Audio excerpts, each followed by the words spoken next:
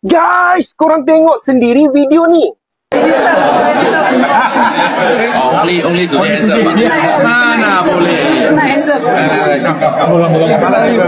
My wife. How are you? Sini baru balik mana? Saya tengok you sejak Argentina. You sekarang Dato' Fanda. Tulis Harris. Macam ni kita pergi lah.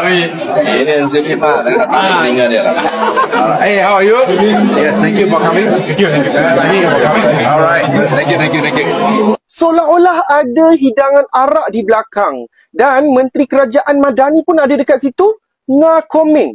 Kita tak tahu 100% konteks video ni, tapi satu soalan yang wajib ditanya, sejak bila majlis kerajaan mula menormalisasikan arak? Kalau betul itu adalah majlis rasmi kerajaan, ini satu tindakan yang tidak menghormati umat Islam dan jelas melangkaui garisan merah sensitiviti negara. Hak sesiapa nak minum arak itu adalah urusan peribadi, tapi jangan sesekali dipertontonkan dalam majlis awam, lebih-lebih lagi dalam acara kerajaan. Perkara seperti ini memang mengundang kemarahan masyarakat, khususnya umat Islam. Lebih-lebih lagi apabila majlis itu turut dihadiri oleh pemimpin dan tetamu yang beragama Islam. Saya menyeru agar menteri terlibat wajib tampil memberikan penjelasan segera bagi mengelakkan kekeliruan, meredakan keresahan rakyat dan memastikan isu ini tidak terus menimbulkan kekerohan dalam masyarakat. Saya ingin memaklumkan dan mengingatkan bahawa DAP sekali lagi mencetuskan keresahan umat Islam.